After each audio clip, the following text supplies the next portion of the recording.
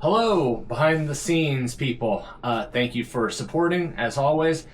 I'm getting ready to record my next video. So the last one was the zoo video, which had a wonderful reception. Lots of new subscribers, over 1,000 subscribers from that video.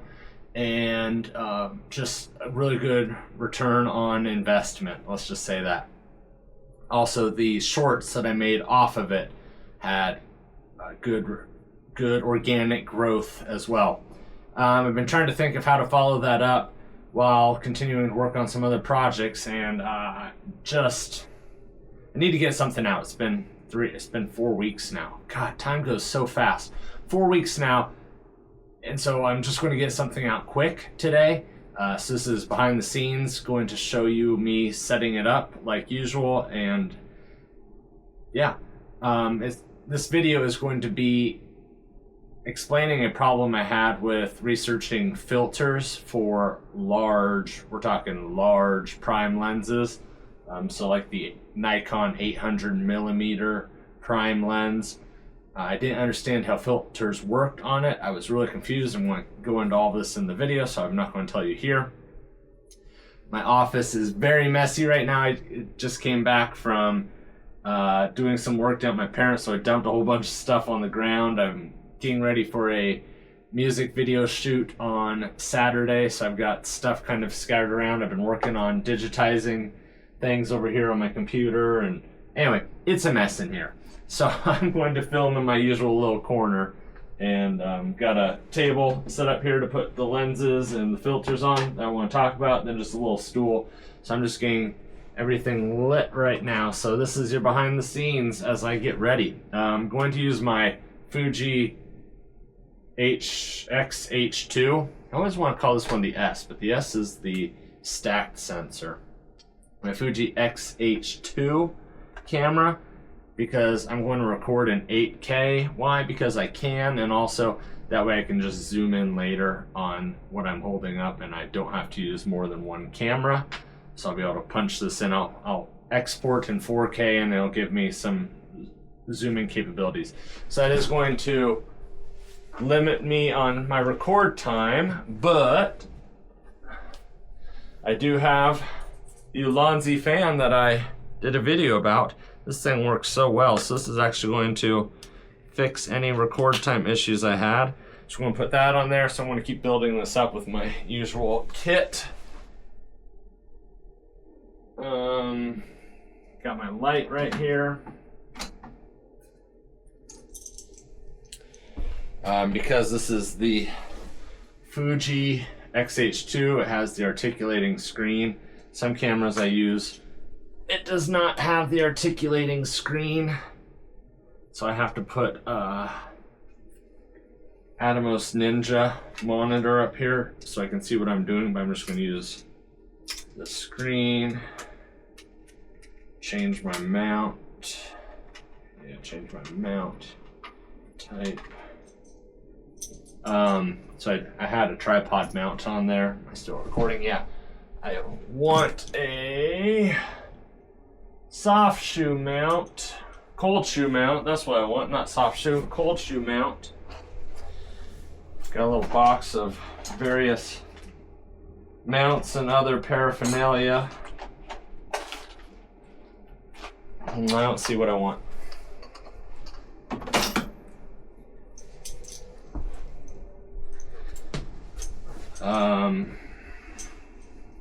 Shoot.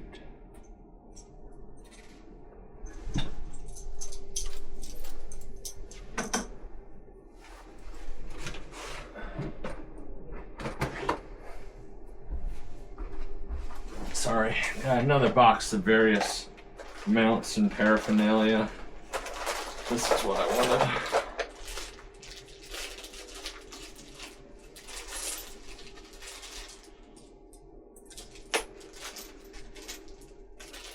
So these are something you can buy on Amazon or wherever. It's just an assortment of hardware. So I just use a ProMaster Lite Bought it a long time ago. I did a review on it from my local camera shop. They sell a lot of ProMaster stuff, and it's done all right. Don't really have any complaints. It has a remote that I never use. Has no Wi-Fi or anything built into it. It's way too old for that.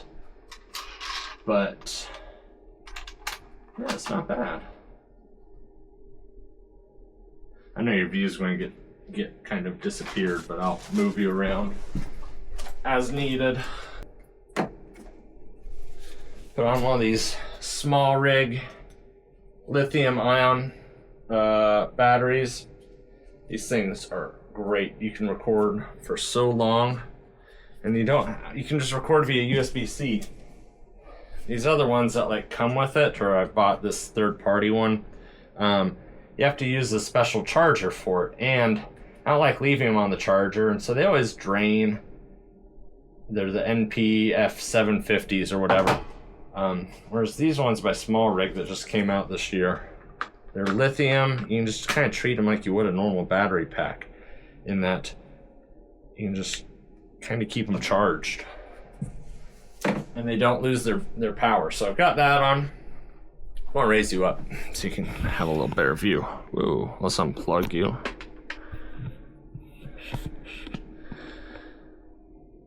There we go. Just get my light kind of set up here.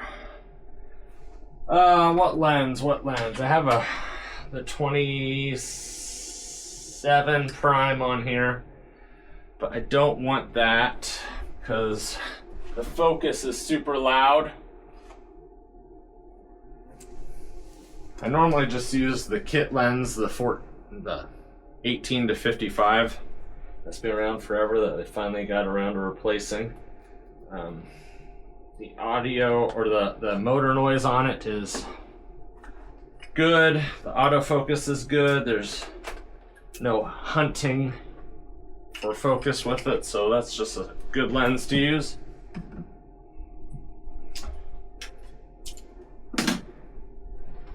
Alright, so get my shot lined up here.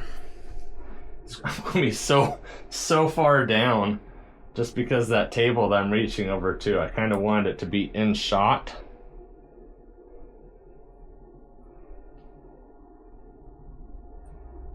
Yeah, okay, so take a look at what I'm dealing with here. Oh my gosh. It's okay. I usually like to hide right about here just for, you know, when you sit down, your gut hangs out. If you have a gut that's way too bright, but maybe I'll come out just a little bit to give myself some separation. I don't have to sit in the corner. Ooh, that's so bright. I usually turn it down to like almost the absolute lowest.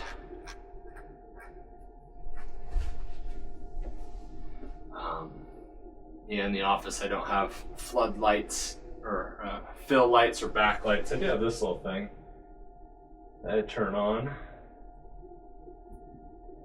Sometimes it takes a moment to remember that it, there it goes. Just give some ambiance back there. Give me some separation. Yeah, the camera's crooked. But other than that, things look pretty good.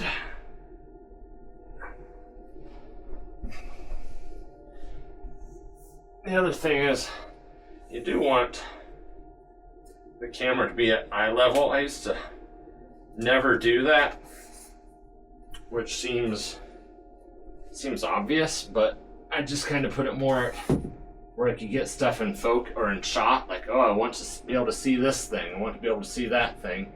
And this weird angle I'm at allows me to see all of that stuff. But it doesn't look very good when the camera is below you or above you. So you really kind of want that at eye height. I guess it's all right. Just kind of do a little something like that. It's still crooked, so we'll adjust this.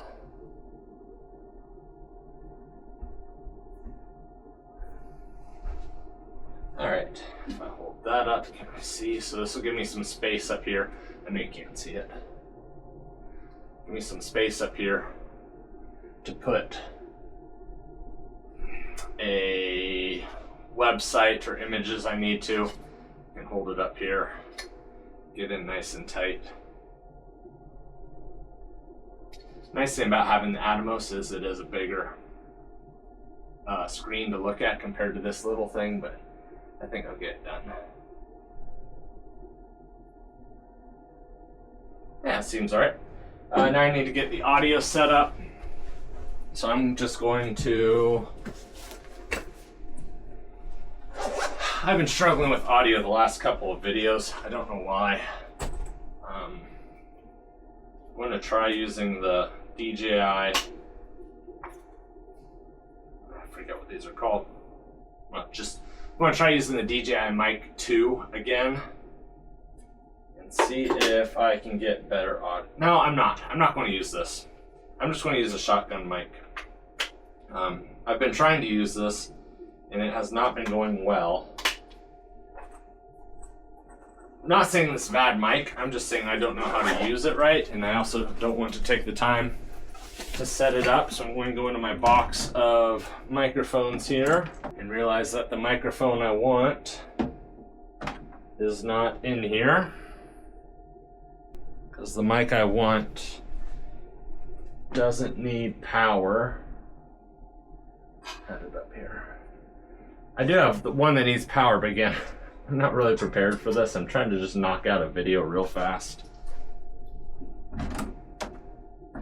So, real fast usually means real bad, but hopefully not. I actually prepared for this video. I wrote down my thoughts of what I want to say, the order I want to say. I pre-researched stuff. So hopefully I can record this without too many redos and retakes. So, of course, I don't have a... Yeah, I do. I have one more cold shoe right there. I'm not a complete idiot. I have done this before, once or twice. Okay. Tapping to make sure it's working. Let's take a look at the mic levels. Normally I never record directly into the camera, only into the camera, because I'm so worried. Once or twice, it's been years now, but the audio that was in here was so bad I couldn't use it. And so I would always record into an external recorder and use this as a backup. But we're going to do it live today. Put a limiter on, no wind filter, no low cut filter. I'll turn off the heat pump I have running. Mic level adjustment. I'm just going to do auto. Let's do auto.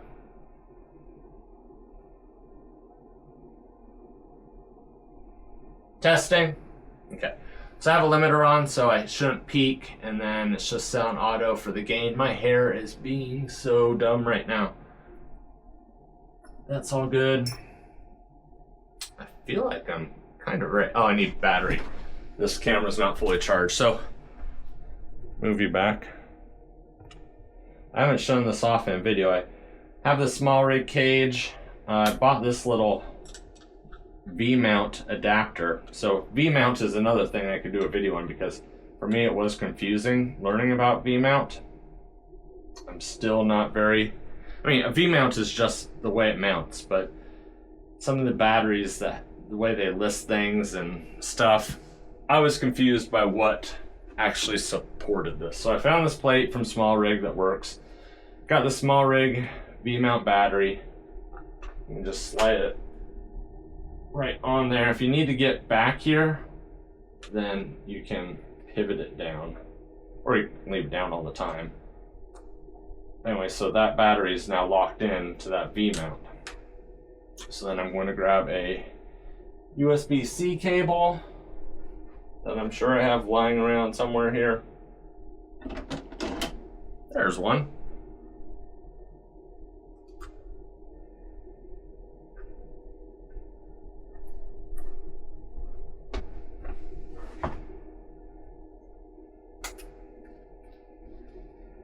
Okay, so that goes in there. And says I'm getting power. We're up to 16 minutes now on this behind the scenes. I think that's about it. Yeah. So, I'm just going to sit here. I'm going to do my recording. And hopefully I can record and edit in one day. Hopefully this doesn't turn into an all-day event or so long that I get frustrated and end up not releasing the video. I'd never do that. Okay, well, I'm going to sit down. I'm going to sit down here, do my recording,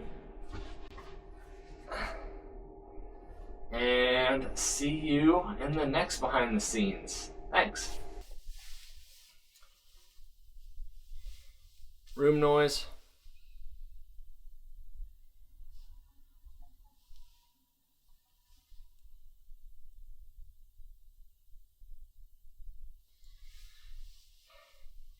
I got really small. How did I get smaller? Oh my God, hair. What are you doing? Now, my hair feels worse than it actually is. This is tilted up just a bit. That's the problem. I got way too much headspace. Way too much headspace. Alright, now the sign's like right in my... right in the top of my head. Okay. God, now there's a plane, so I'm going to shut this window.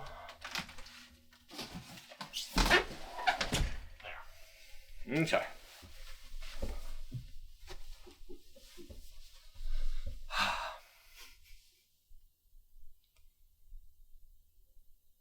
Hey, well, hi, welcome to another Flare Corp Media camera lens thing. I'm Jason, and today is a video I've been wanting to make for quite a little while because I ran into a lot of confusion when I was shopping for a large telephoto prime lens. A while back I was interested in upgrading to, one of those nice high quality lenses, and I didn't understand how filters worked. Specifically looking ahead for, it's in the past now, but for the March solar eclipse, and I knew I was going to want filters for that, solar filters. I don't normally put filters on my lenses. I just don't do that type of photography. But solar filters, you do need them in order to take a photo of the sun. So I was looking ahead, trying to understand how filters for a camera like this work.